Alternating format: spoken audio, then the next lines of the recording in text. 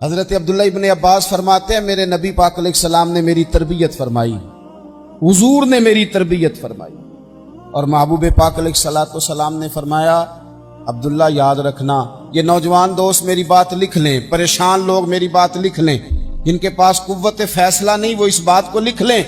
حضرت عبداللہ ابن عباس فرماتے ہیں میرے نبی پاک علیہ السلام نے مجھ سے فرمایا تھا عبداللہ سن، اگر ساری دنیا مل کے تیرا کوئی نفع کرنا چاہے کر نہیں سکتی جب تک میرے رب کی رضا نہ ہو، اور فرمایا ساری دنیا مل کے تیرا کچھ بگاڑنا چاہے تو عبداللہ بگاڑ نہیں سکتی جب تک رب کریم کی حکمت کا تقاضا نہ ہو۔ لوگوں سے ڈرنا، لوگوں کی طرف دیکھنا، یارو گردن کو جھکا دیتا ہے خیرات کا پتھر، جہاں میں مانگنے والوں کے سر کبھی اونچے نہیں ہوتے۔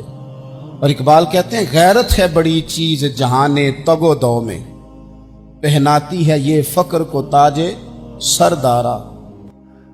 میں عرض کروں گا کہ اپنی آپ جب توجہ کا قبلہ اللہ رسول کو بنائیں گے تو رب فرماتے ہیں وَيَرْزُقْهُ مِنْ حَيْثُ لَا يَحْتَسِبُ، میں نہ تجھے وہاں سے رزق دوں گا جہاں سے کبھی تیرا گمان بھی نہیں گیا ہوگا، یہاں سے بھی مل سکتا ہے، تو نے سوچا بھی نہیں ہوگا۔ بخاری شریف میں حدیث ہے، حضرت جابر ابن عبداللہ فرماتے ہیں نبی پاک صلی اللہ علیہ وسلم نے 300 لوگوں کا ایک لشکر روانہ کیا کسی مہم کے لیے، کسی جہاد کے لیے۔ حضرت ابو عبیدہ بن جراح رضی اللہ تعالیٰ عنہ امیر لشکر تھے۔ فرماتے ہیں غربت اتنی زیادہ تھی، بھوک اتنی زیادہ تھی کہ ایک ایک کھجور دن میں ایک وقت کھانے کو ملتی تھی، اور کچھ دن ایسے آئے کہ اب کھجور بھی نہیں مل رہی۔ فرماتے ہیں اتنی زیادہ بھوک لگی مجاہدین کو 300 بندہ پتے کھا کے گزارا ہونے لگے، یہ بخاری میں موجود ہے۔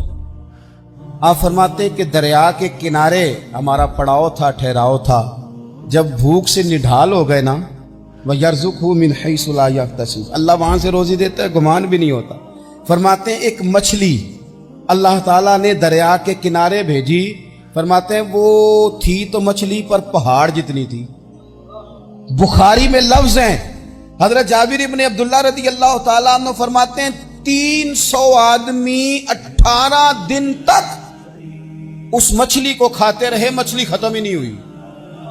مچھلیاں نہیں، مچھلی کہتے ہیں 18 دن 300 بندہ کھاتا رہا، مچھلی ختم ہی نہیں ہوئی۔ اور فرماتے ہیں کہ اس کی ہڈی نکال کے، کانٹا کہیں گے آپ اپنی زبان میں، کہتے ہیں وہ نکال کے نا تو اس کو کھڑا کیا نا جب، تو اونٹ کجاوے سمیت اس کے بیچ سے گزر جاتا تھا، 2 اس کے کانٹے جوڑے۔ فرماتے ہیں وہ اس کا گوشت ہم کھاتے تھے اور اس کی چربی بطور تیل کے ہم جسموں پہ ملتے تھے، بیماروں کو اس سے سکون آتا تھا، تندرستی شفا ہوتی تھی۔ فرماتے ہیں ہم کھایا بھی ہم نے، اور کچھ لے کے ہم مدینے بھی گئے، اور قربان جائیں نبی پاک نے بھی اس میں سے کھایا۔ ہم نے عرض کی حضور یہ معمہ کیا ہے، یہ ماجرا کیا ہے؟ تو محبوب نے فرمایا تمہارے پاس غذا نہیں تھی، رب نے تمہارے لیے بندوبست کیا ہے، اللہ نے تمہیں دیا ہے۔ اس پر ایک اور بات عرض کر دوں، صحیح بخاری سے، مسلم سے ایک اور بات، کچھ چیزیں ایسی ہیں جن سے اللہ کی مدد آتی ہے، مدد ملتی ہے۔ ایک چیز ان میں سے ایسی ہے جس سے بہت مدد نازل ہوتی ہے، وہ ہے کہ جب رب آپ کو دے نا تو پھر آپ بھی اس کے رستے میں دیں، پھر مدد آتی ہے، پھر اور آتا ہے۔ بخاری مسلم میں حدیث ہے، یہ زیادہ ہی توجہ طلب امر ہے، اس پر آپ غور کریں گے۔ حضرت ابو ہریرہ فرماتے ہیں کہ نبی پاک علیہ السلام نے فرمایا ایک شخص نے بادلوں کے اندر سے آواز سنی کہ فلاں آدمی کا کھیت اور باغ خشک ہو گیا ہے، وہاں برسو اور اس کے کھیت کو سیراب کرو۔ وہ بڑا حیران ہوا کہ بادل سے آواز آ رہی، پھر اس نے دیکھا کہ ایک پہاڑی پر بارش ہوئی، وہ بادل وہاں برسا، پھر نالیوں سے ہوتا ہوا پانی ایک طرف چلا، تو جس نے آواز سنی تھی حضور بیان کر رہے ہیں، وہ بھی پیچھے پیچھے چلا کہ پانی کدھر جا رہا ہے۔ اس نے جا کے دیکھا کہ ایک مقام پہ ایک باغ کو وہ پانی لگ رہا ہے اور ایک آدمی وہ پانی لگا رہا ہے۔ اس نے اس سے پوچھا تیرا نام کیا ہے؟ اس نے کہا کیوں؟ کہنے لگا بتا نا۔ اس نے نام بتایا تو کہنے لگا یہی تو وہ نام ہے جو میں نے بادلوں کے اندر سے سنا ہے کہ فلاں کے کھیت کو پانی دے دو۔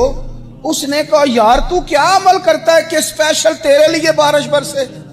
یہ بخاری پڑھ رہا ہوں، سیاستہ سے حدیث عرض کر رہا ہوں۔ اس سے پوچھا تو کیا کام کرتا ہے کہ جناب اللہ تبارک و تعالیٰ کا حکم کرم آیا کہ خاص تیرے لیے پانی برسے اور تیرے کھیت کو سیراب کرے؟ تو اس نے کہا چھوٹا ذمہ دار ہوں، پر جب فصل اگتی ہے تو 3 حصے کرتا ہوں، ایک حصہ اپنے بال بچوں پہ، بہن بھائیوں پہ خرچ کرتا ہوں، ایک حصہ پورا، اور ایک حصہ دوبارہ کاشتکاری پہ لگاتا ہوں، اور تیسرا حصہ خالص میں نے مسکینوں، یتیموں اور غریبوں کے لیے رکھا ہوا۔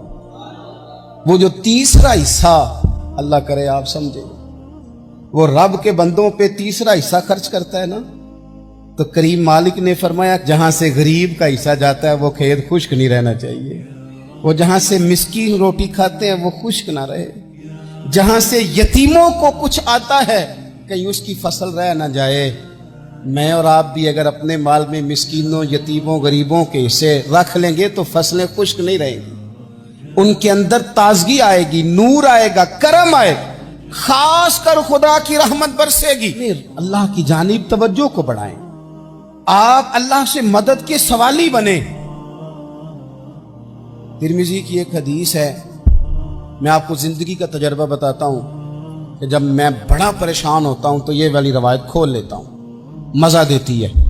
میرے نبی پاک علیہ السلام نے فرمایا اپنے دکھ سیٹھوں نوابوں کو نہ کہنا، مالداروں کا نہ کہنا، ورنہ اللہ تمہیں کبھی غنی نہیں کرے گا۔ فرمایا اپنے دکھ اپنے رب کی بارگاہ میں عرض کرنا، جلدی کرے یا دیر سے کرے اللہ تمہیں لوگوں سے بے نیاز کر دے گا، اللہ تمہیں غنی کر دے گا۔ رات کو بیٹھو نہ اس کی بارگاہ میں، اسے دکھڑے سناؤ، چھوٹی چھوٹی باتیں۔ حضور نے فرمایا نمک بھی مانگو تو رب سے مانگو، چھوٹی چھوٹی بات سے شروع کرو نا۔ جب بندہ شروع کرتا ہے نا چھوٹی چھوٹی چیزیں تو بڑی ساری چیزیں، یہ اس طرح ہوتا ہے جیسے بندہ رب سے گفتگو کر رہا ہے، مالک مجھے یہ چاہیے، مالک میں یہاں کمزور ہوں، اللہ میں یہاں پریشان ہوں۔ آپ یہ کر کے تو دیکھیں، لمبی لمبی دعائیں مانگ کے تو دیکھیں، اس کے حضور جوڑ کے تو دیکھیں، آپ دیکھیں گے راحت کتنی ہے، سکون کتنا۔